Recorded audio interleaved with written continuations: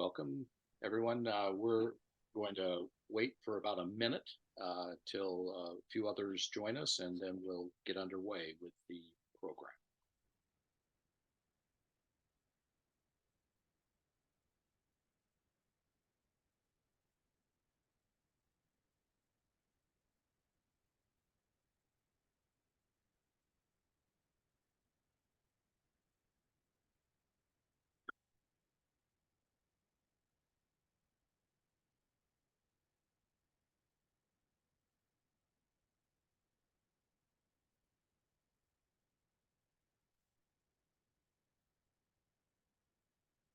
Okay.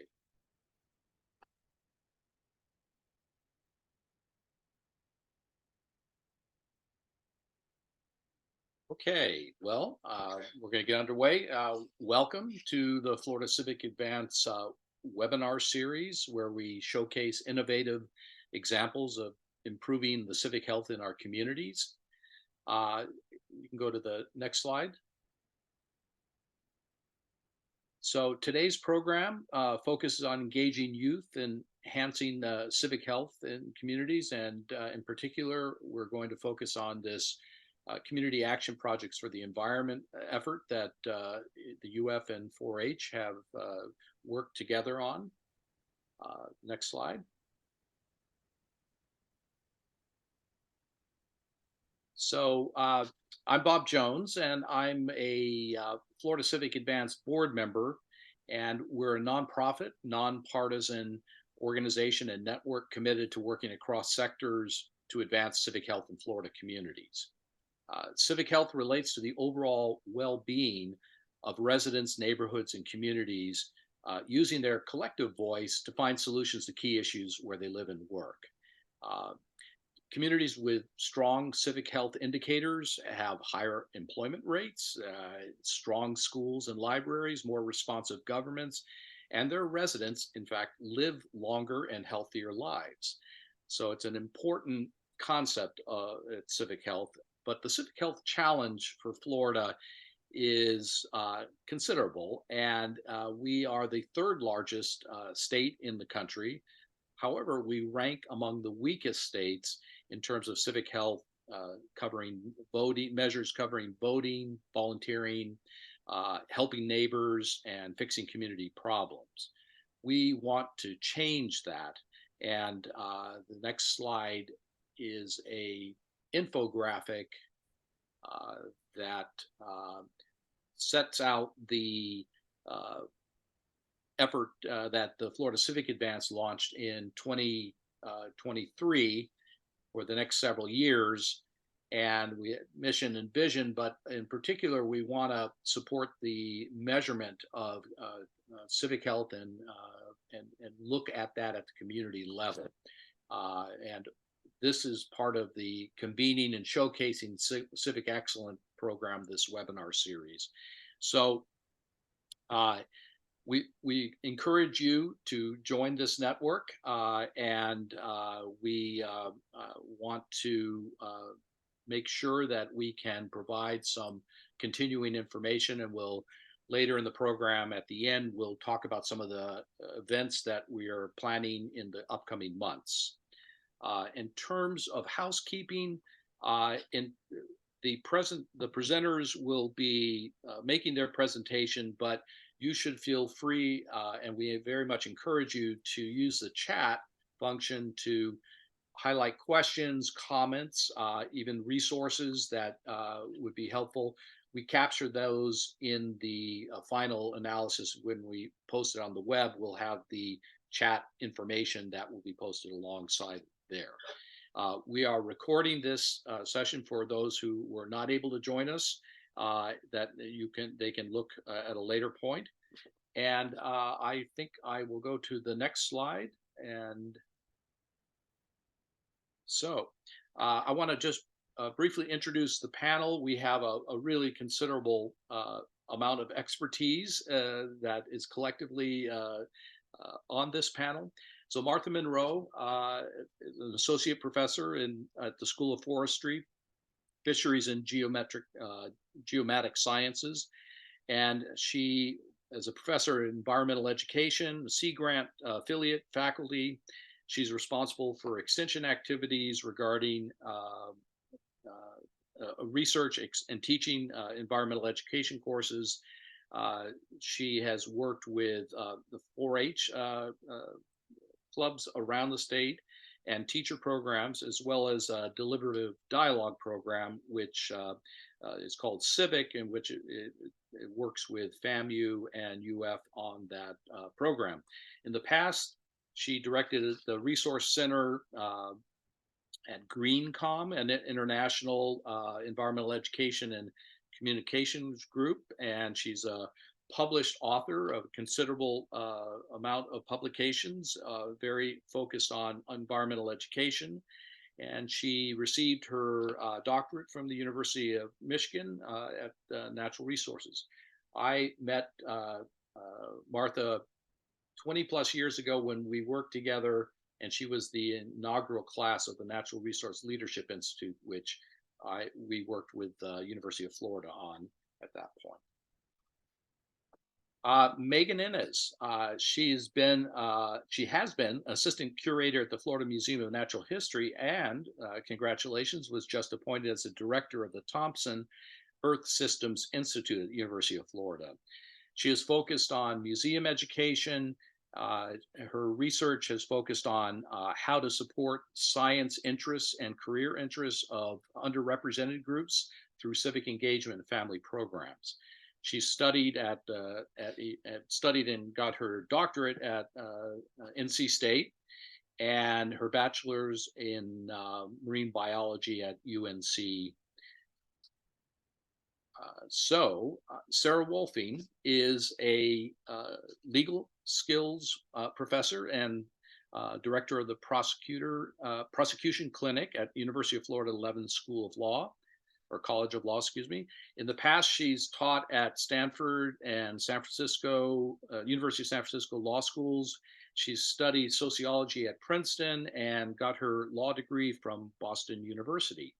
And I'm going to ask Sarah to introduce our other panelists. Sarah, do the honor. Hello, everyone. And it is an honor to introduce my two children, who I am very proud of, making them cringe, I know. Benjamin joined 4-H when he was 5. As some of you know, 4-H is the largest positive youth development organization in the world. In Florida, we have over 220,000 members. Benjamin joined when he was 5 and had a variety of interesting projects, from woodworking to robotics to Lego building to all kinds of things, and then started assuming leadership roles in the club, in our county, in our district, and at our state level, where he served as 4-H Florida State Council Treasurer and Vice President. Carolyn joined 4-H when she was 3 because we started dragging her along to 4-H meetings. And she currently serves as the Florida 4-H State Council President. Last year, she was the secretary. And I'm going to turn it over to them to tell you a little bit about their future plans. But I will say finally that they've always been interested in nature and outdoors and science. Go ahead, Benjamin. Hello.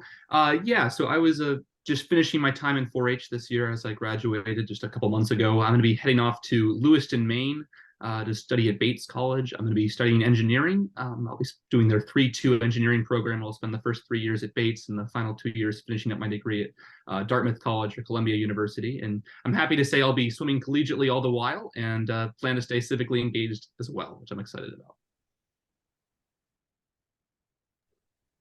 Yeah, so as my mom mentioned, I'm right now Florida 4-H State Council President, but that term will come to an end in about August, so very soon. But for my senior year in 4-H, hoping to stay actively engaged in our community, and I've always kind of had a passion for environmental sciences and did a lot of marine ecology and forestry and all kinds of things in 4-H. So hoping to stay engaged and keep doing those things my senior year, as well as kind of on the college search right now.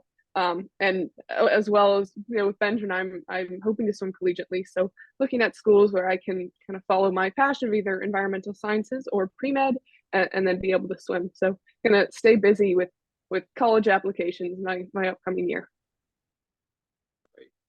Thank you. Thank you both for participating in this. And so if you go to the next slide, when we do the registration for these webinars, we typically ask, what do you want to learn from this program? And so this is a kind of a quick overview of the various responses that we got in the registration. In terms of the who, it's UF IFAS and how they're involved, and Florida 4-H, the CAPE program, and Florida Civic Advance. In terms of the what, the CAPE model for youth engagement, which you'll hear more about, more information on youth voice, and what have been the successful best practices, lessons learned. In terms of the how do these efforts assure there's racial diversity of participants? What metrics are being used in terms of studies conducted? And how to engage youth in proactive community-focused advocacy that resonates with their age group, and how to get youth in rural areas encouraged to participate in shaping their communities. So these are all great, and we shared these in the last couple of days with all of the presenters, so they're aware of these. And so I'm going to turn it over to, I think, Martha to lead off the program on CAPE. I'm actually going to take over. Bob, thank you so much for the introduction. Again, I'm Dr. Megan Ennis, and I'm an assistant professor at the University of Florida and also the director of the Thompson Earth Systems Institute. And just to give you a little overview of where we are headed today, we are going to start with an introduction to CAPE. So what is it? How does it work?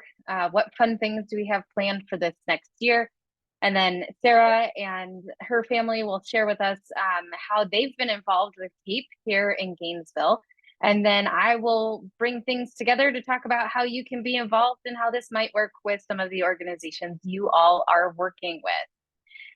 So I am going to quit sharing here for a minute so that we could ask you a little bit about who you are. So if you don't mind to raise your hand either virtually or in real life, how many of you work with youth younger than 18? All right, we've got a number. How many of you work with undergraduate students? Okay, who works mostly with community groups? And who's interested in civic engagement? Wonderful. Well, we are going to cover all of these things today. Let me get back into our PowerPoint. Can you all still see the slides again? Perfect. So we're just excited to have you all with us and to tell you a little bit about CAPE. CAPE is a project to help youth work together in groups or clubs to learn more about the environment. They have the opportunity to select an important problem or concern in their community and learn about potential solutions. And then they do something a little bit different where they actually make a request of a decision maker to make that change. And that can be as simple as asking a grocery store manager to share where food comes from, or talking with a school principal to think about a compost pile for the lunchroom food waste. And so this whole project is thinking about how to be successful, what are the barriers to these kinds of changes, what should decision makers need to know, and they learn about community governance. And this project has been funded through the US EPA with a partnership with NAAEE called EE360. And so we're going to share with you, Martha's going to tell you a little bit about how this came about with our 4-H groups. Thanks, Megan. And it's delightful to be on this webinar and to meet you all. And indeed, I hope this starts conversations that continue to serve all of our needs. So we started developing CAPE about 3 years ago, which answered the longitudinal question. We don't yet know the long-term impacts of this. But there has been research on other similar projects, and we can share that with you later. We chose to work with 4-H. As Sarah mentioned, it's a national program. It's run in every state through the land grant university. So in the state of Florida, It's both the University of Florida and FAMU that coordinate 4-H programs. 4-H is a good partner for this work because they're focused around building life skills. This is their chart of what their skills are. They do this in the context of civic engagement. Service learning, critical thinking, problem solving, decision making are certainly some of them, and the sorts of things that all of us want to encourage. We started the program by creating a needs assessment, an audience analysis of 4-H agents and leaders in the state of Florida, and learned that some of these groups only meet once a month, maybe twice a month. They're really focused on learning by doing, and their needs and parameters helped guide the way we developed the program. And as a result, Megan, next slide. We do have a program that we think works with lots of different kinds of groups, not just 4-H, but ages around 11 to 18, after school, scouts, and we've even found that some classroom teachers like using this program because it's a little simpler than the original materials, which came from an organization called Earth Force. What we have found through our pilot testing is that the successful groups tend to be those where the kids are already familiar with each other, they know each other, they know how they respond and how they work. At least somebody in the group is passionate about working with the environment. They are likely to be creative thinkers who are ready for a challenge and ready to sink their teeth into a bigger project. It also helps a whole lot if there's a very skilled leader who is coordinating this club. None of these things are essential. They're all helpful. And certainly if any group doesn't have one or two of these things, it's not a death knell. They just have to work a little harder at overcoming some likely challenges. Megan?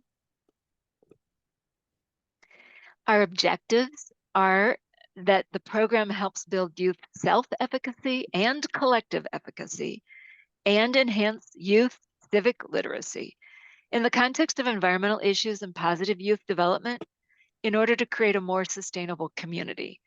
And that I think we can also say is civic health. Megan? So we do have a video and Megan's going to turn it on. You'll be able to see what the kids are saying about CAPE.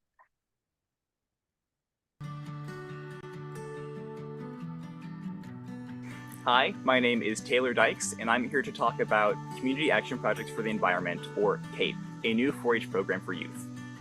My name is Tupelo, and I'm a youth advisor for the CAPE project.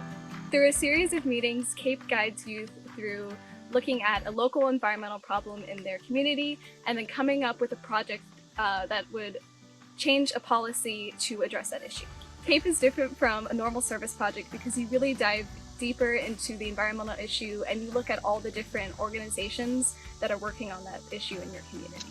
So our group noticed that our city has been growing and developing, and we've noticed a lot of concrete and some changes to our landscape. And we were known for being this tree city where we had like this beautiful urban forest, and that was starting to disappear. And so our group decided to hone in on tree mitigation and what's going on with development in our community and how we can protect our urban forests.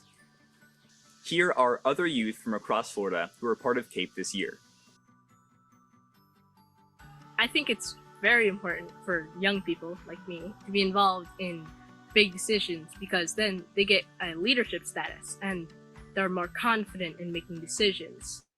Community leaders have a certain amount of power and respect that can be used to help get things done. So there's more of a chance that we can actually make a change if we tell people who actually have some authority over places and certain things. Honestly, teamwork has been a big one. Just getting together for meetings and working along with people to make scripts and stuff like that. It's important to be able to work together with new people and different backgrounds and everything like that. I learned that talking to local government is accessible for anyone. It's fairly easy to do. In the past year, I learned how to contact the mayor and schedule a meeting. I learned how to speak at a public comment session during a city commission meeting. I learned that youth really can make a difference in their local governments if they're passionate enough. I feel like a lot of times young people feel like they can't get involved because they're not old enough, they don't have enough experience. But it's really important for you to start becoming involved and interested in these issues because their environmental issues are really impacting our generation. And you don't have to be a world-renowned scientist to start to ask people in your community to make change because you're a valuable voice in your community and you can start at any age. Thanks, Megan. So this is not a traditional action project where kids might build a garden or do a cleanup of a stream. They actually investigate an issue and understand who the decision makers are and what kinds of power and authority they have so that they can target the right person to make a request, to make a change, to do something that will help improve the situation. And in the context of doing that kind of a project, they start to learn how their communities are organized and how things come to be. So they become engaged in civic life through the process of doing the work. Next. It's this movement of what can an individual do and what can we do collectively at a community level that's a little tricky for people to figure out. And so here's an example. If you ask kids what they can do to solve an environmental problem, they're going to think about what individuals can do. Plant a tree, ride a bike, avoid single-use plastic. And so the first step is to move the participants from thinking about individual actions to assessing a community issue and thinking about community scale solutions. So in the second column, some potential ways that groups could convert their interest in planting a tree to instead asking the community to plant trees or provide trees for certain areas of a community or provide bike racks or things like that. And then the next step is also critical because kids often want to go do something like plant trees. And so we suggest through this program that they think about what will make that request most persuasive. And understanding that system and the powers that be around the decision maker so they can do something, perhaps collect data, maybe plant a garden that would help cement their request and make it more persuasive. So that's where the community activity comes in. It's not the end product, it's seen as facilitating the request. Next. So you can imagine there's a bunch of things that could potentially go wrong. If you're a leader and you say, oh, gee, we're going to do this thing called CAPE, how do I make it happen? So kids could jump to action instead of going through the process of learning. They might run into a controversy where they offend people. It might take a lot of time. The leaders might feel uncomfortable about it. Lots of problems. Through our pilot testing, we've recognized some of these things and tried to build in some ways to overcome these challenges or avoid them altogether through CAPE. So the first 4 meetings that we have in our booklet really speak to exploring the issues and listening to guest speakers and finding out the lay of the land. We really encourage groups to partner with individuals or other community groups, resource people, in order to get that sense of how things happen here and find somebody who can answer the question, well, who is a decision maker? Who does run this program? And to focus on making a request. Because they're making a request and not marching on City Hall with pickets, it becomes a little bit easier for adults to imagine doing it. Oh, we're just asking for a change. We're not demanding anything. It does, however, take time. It takes time to learn. It takes time to think. It takes time to ask questions and process it all. So it's a considerable effort, and you'll hear what kids have done. And of course, if the partners and resource people are involved, then that helps take the burden off the leader. They don't have to be the one answering all the questions. There's somebody else who can help. Next. Here's a sample of what these 8 meetings engage the youth in doing. They start number 1 by understanding their community and the problems they have and thinking about the root causes of these problems. What's really underpinning these potential problems? Listening to guest speakers and considering stakeholders, thinking about policies, not just practices. And it's not until number 5 where they're actually coming up with criteria to assess some of their ideas about projects so that they can select one that would be appropriately sized for their resources, their interests, their community. And then they start thinking about what will make that more persuasive and practice making their request. When they get to the end, we encourage them to let others know about what they did through press releases and presentations and to celebrate their success. Next. We do have a booklet. You can download it from the website. Actually, we'll also send you one if you want to email us your address. Each of these meetings includes an icebreaker to get started, 1 or 2 or 3 activities that kids do in the meeting. There's a reflection page where they can sort of assess how they're learning and how they're gaining skills through this process. And then there's a mission that bridges to the next meeting. We started off calling it homework, and the pilot group said, no, this isn't school, don't call it homework. So it's a mission.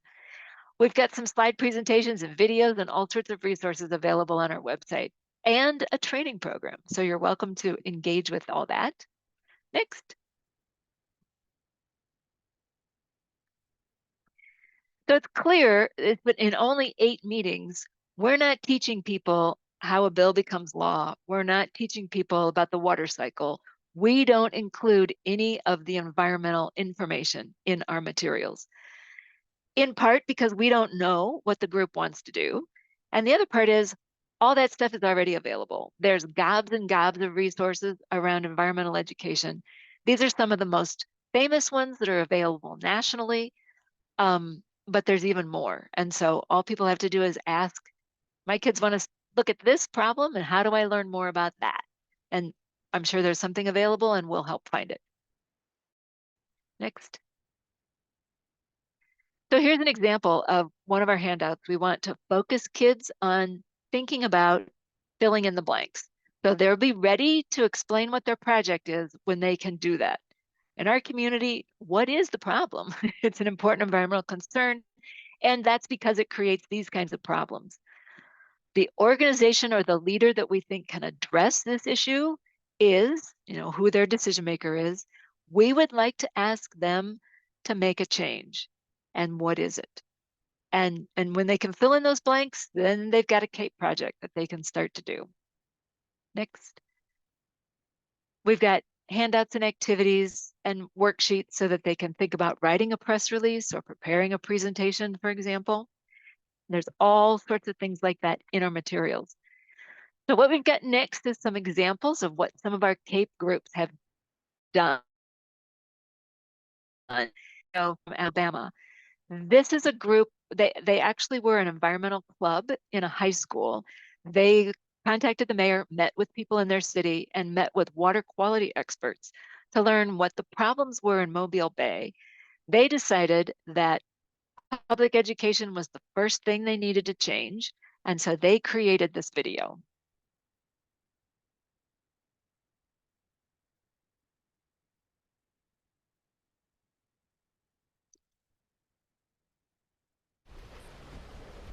The Mobile Bay watershed encompasses 65% of the state of Alabama.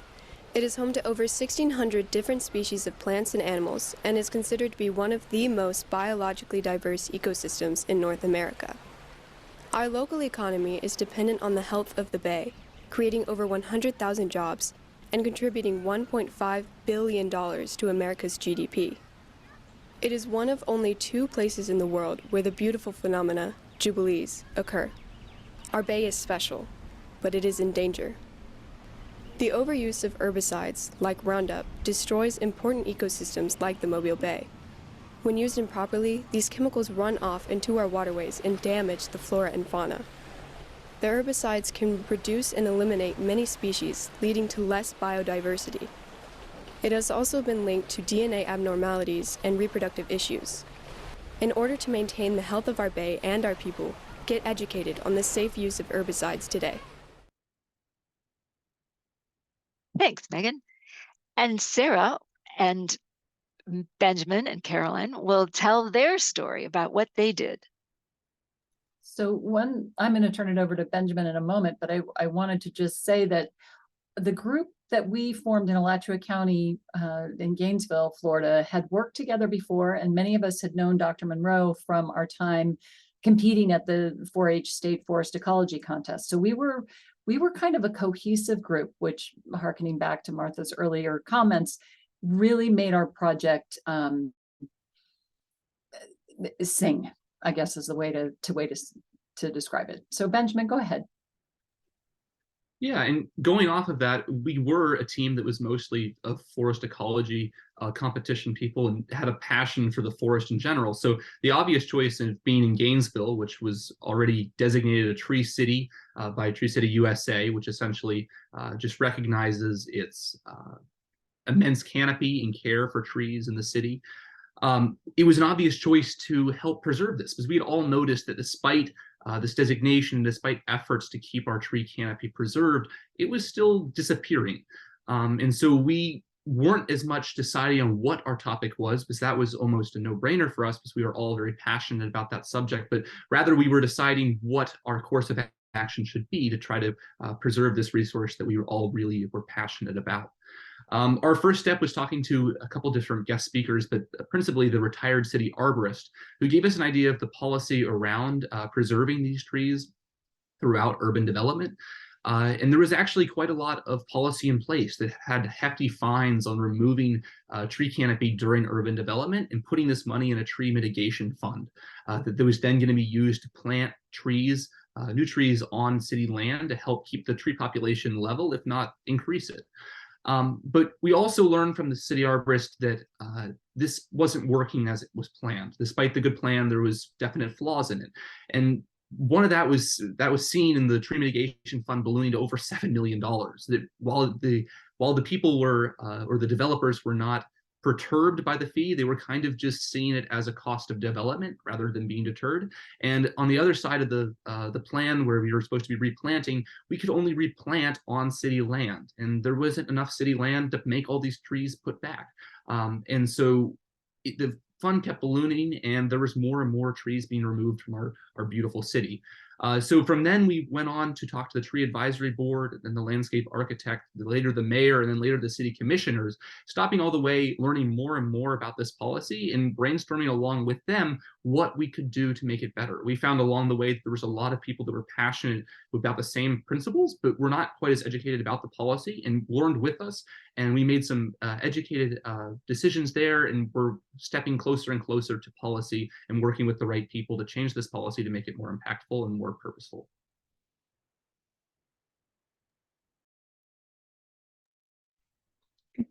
Yeah, so after all these steps that Benjamin talked about, this was kind of, here's some photos of like the pinnacle of this whole process. And this is where we got to actually talk to our commissioners and talk in a meeting and tell them our ideas and our ideals that we kind of developed over the process of these months, and after meeting with more people and gathering more information.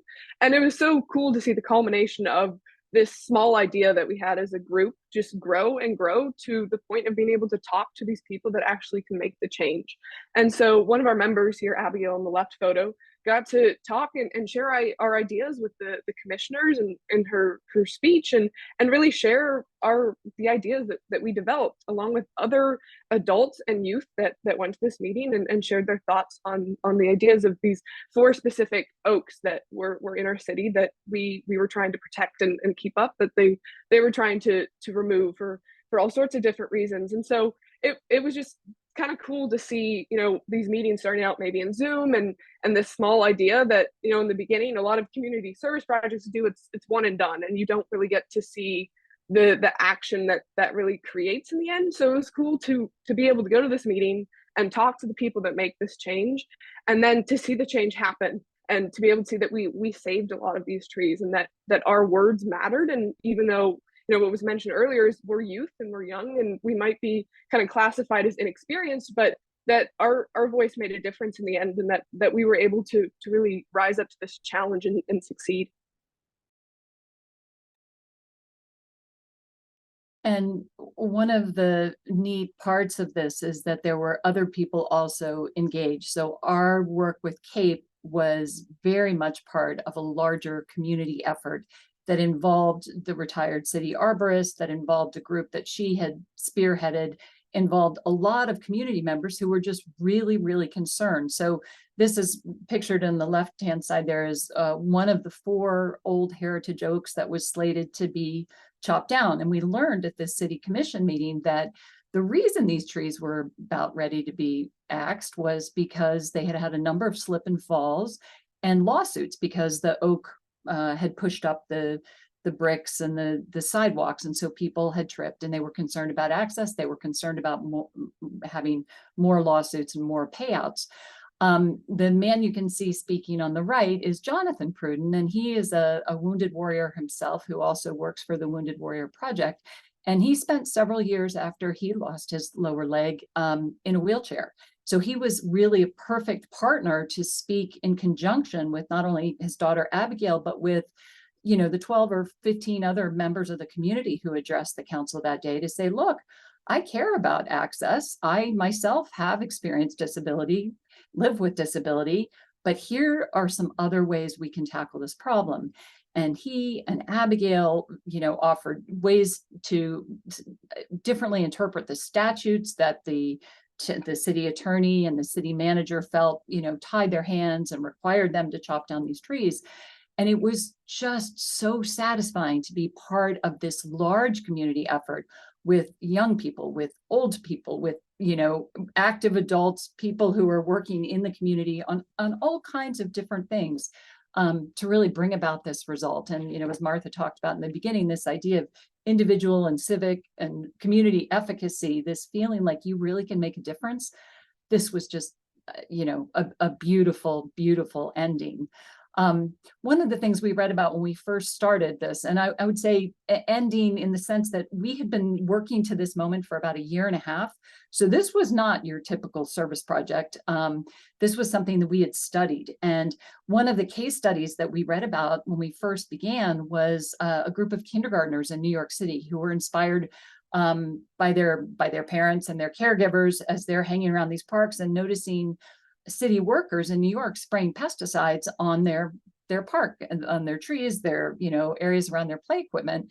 And they were really concerned about this and the potential negative health consequences of these pesticides so close to them in this play area.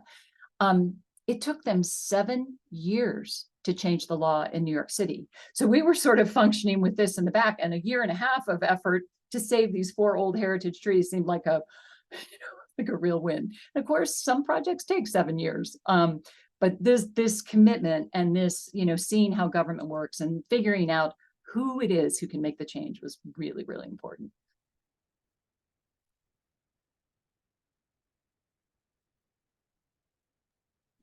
So one of the coolest things also about this project is, yes, it's a group of youth, but you get to work with people of different ages in that bracket. And so we were mainly high schoolers, but especially when we piloted this idea of tree mitigation stuff, we had a college student named Taylor Dykes who really helped out and helped kind of form this group and run it and share his ideas. And he was very passionate about environmental sciences and forestry. So he really helped encourage us to join and stick with this project, as well as, our adults in our CAPE group. And so once he finished 4-H and, after being in college and helping a little with this group, he helped mentor some of the youth that were in that group to take his role. And so, now he's moved on and is doing more things in college, but he mentored and showed that leadership to one of the youth in our group now, who is now a senior in high school, is mentoring another kid to kind of grow up and to fill that role that she held and that Taylor held. So it's cool to see this chain of youth that are kind of passing on the baton to the younger generation and passing on that same passion and vigor and excitement they had for these projects.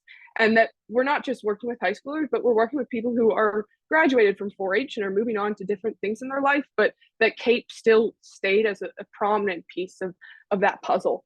And, even though we had this win of saving these heritage trees, it's not the end of this Cape group. You know, that was one big challenge that took a year and a half, but these issues still exist. So here are some photos of us at a climate fair after the fact of meeting with the commissioners and having this win after kind of defeating this challenge. And we're here still talking about different environmental issues, things that still exist that we want to change and we want to speak our youth voice on. And so, you know, we still have the same ideals and same goals that, you know, we want clean water and fresh air and a sustainable environment. So while it took us a year and a half to have this win, we're keeping the momentum going and still have this end goal of having a more sustainable world and really helping our community and doing that one step at a time, even with us being youth.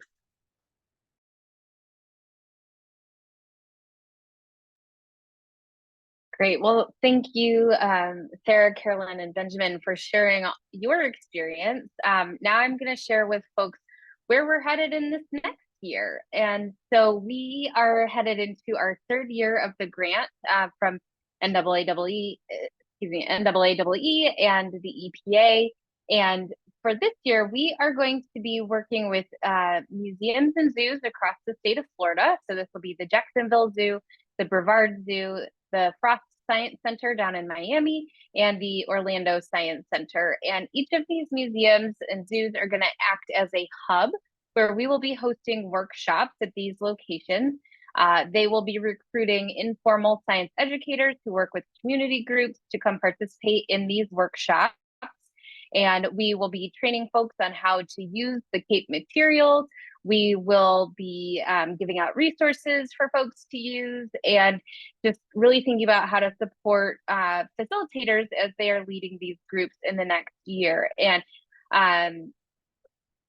this information is not announced on the webpage, but if you send me an email, and I will put my email in the chat, I can help get the registration link to you. We are still waiting on the registration link for Miami, although I do have the other ones.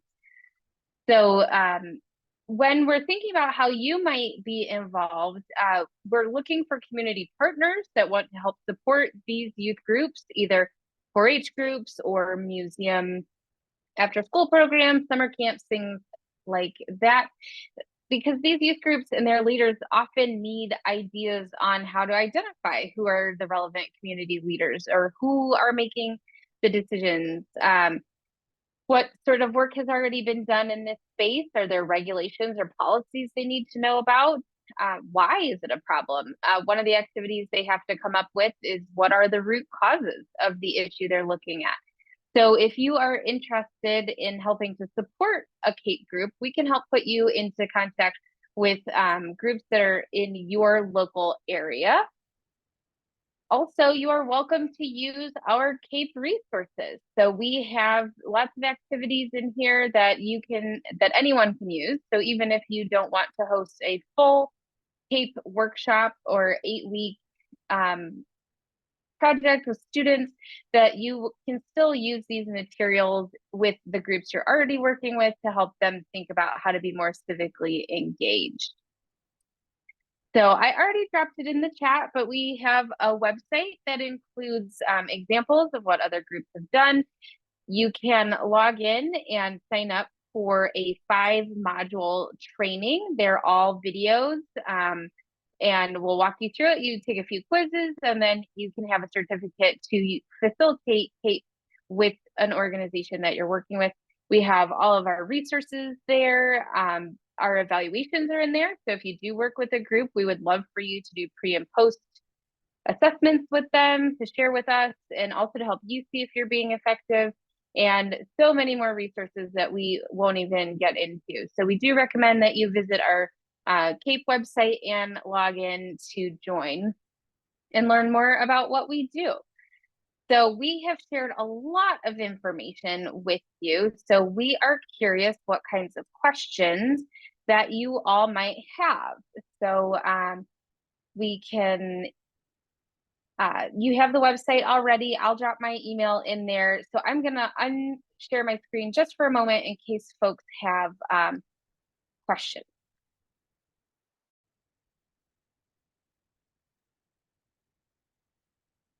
And I can start with one of the questions that came in earlier about who's using CAPE and how we expand the diversity to both rural communities and also African American, minorities, underprivileged, whatever. We don't really determine who gets involved.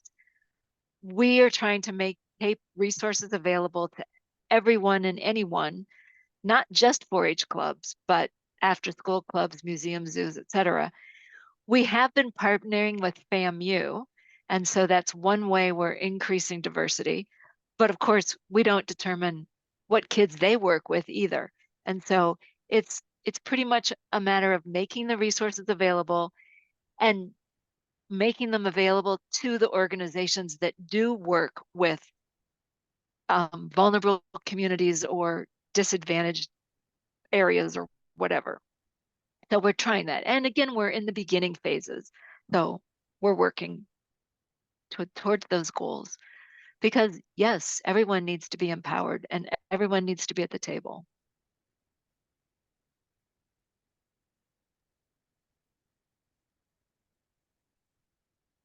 Okay, any questions for the presenters? Okay. I think we can maybe turn the slides back on for the moment and just so one of the things I wanted to let you know is that we're going to have a second webinar in August that is going to continue to look at and showcase examples of the ways and innovative ways in which youth are getting engaged with civic health in their communities. And this is a program at with USF, St. Petersburg, and the Florida YMCA Alliance, and it was legislatively supported initially back, I think, 2017 or so, and they created the Civic Fellows Program. So I think one of the things is no program in any particular place can do everything, but we're trying to highlight that there are opportunities for communities who don't have such programs to engage. And the CAPE program has a wonderful statewide network through extension and is kind of very well set up to kind of help promote this concept of youth engagement in civic health.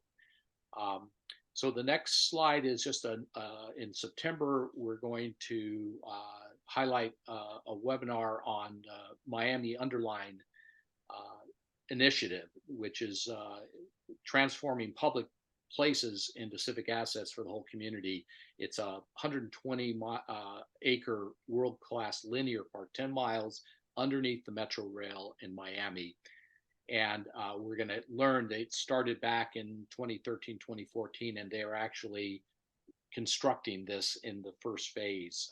So that will be an interesting kind of program to look at, in a sense, civic infrastructure and how that can engage the community and produce really great benefits. Among other things, they're trying to, all the neighborhoods that align this 10-mile line, they're trying to digitally provide internet access, et cetera, that spreads out from this linear park.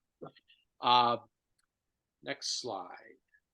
I just wanted to mention we had our last in-person summit in December 2019. It was great. It took place down at St. Pete College, and then COVID came. So we're now going to reinstitute an annual summit, statewide summit, and we're focusing this summit on both civic health measurements and health equity. And so there's more information, and you can now register online for that. It's in late October, 26th and 27th, Thursday, Friday. So next slide. Yeah, just in case you've missed any of the past webinars, we started it back in February of 22. So we have about 15 or 16, 17 webinars that are recorded on the website that you can view and also look at slides, etc. So we encourage you to do that. Next slide. Yes, and so we're a membership organization, a 501c3 nonprofit, but we are really trying to advance this effort through a membership model.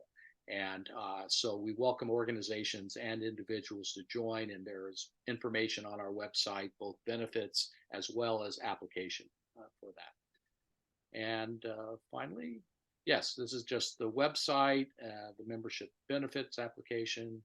And I think finally, I want to both thank the presenters here that did a fantastic job, really just chock full of really helpful information and insight from experience, and really appreciate Carolyn and Benjamin's efforts to date, and as well as their descriptions of those efforts in this webinar. It made a big difference. And thank you, Sarah, for being a good mother and having a couple of really engaged kids. And thanks, Martha and Megan, for your work in putting this together. Really, really appreciate it. So unless there are any other comments, I was just going to look at the chat if there's any. Yeah. So I think we can call this adjournment. So thank you very much. And thank you, Bob. It's been a pleasure to be part of the program. Okay. And feel free to contact us, anybody, if you would like materials or have ideas about how we can help you. Great. Great. Oh, Okay. Beatrice has a question. Yeah, Beatrice. Okay. Bob was talking about the underline. I don't know if you're aware about a project called the Underdeck that is going to be built under the extension of the I-95 bridge that goes to Miami Beach. And I would like to send you some information. I'm part of the group that is the design and construction. And we are waiting at this particular time for a grant to start the project. Okay. And I don't know if you know about it, but if you, I don't have your email. Well, I can send it to Megan, I guess. Yeah. Martha, I'm sorry. Megan, yeah. Because it's an amazing project. It's basically from Overtown all the way to the Biscayne Bay. And it's a fantastic connection. To connect the communities that at one point were totally disconnected by the I-95. And I would like your support as well. Absolutely. So Beatrice, I'll get with you offline and learn more about that. And okay. All right. Thank you for that. Thank you. Any other questions, comments? Okay. So I think we can close this out. Thanks again for everyone. Thanks for the participants, and we'll hopefully see you next month. Going forward, we are going to continue a focus on engaging youth. So stay tuned. Thanks. Thank you. Thank you. Thanks, everyone. Bye. Bye.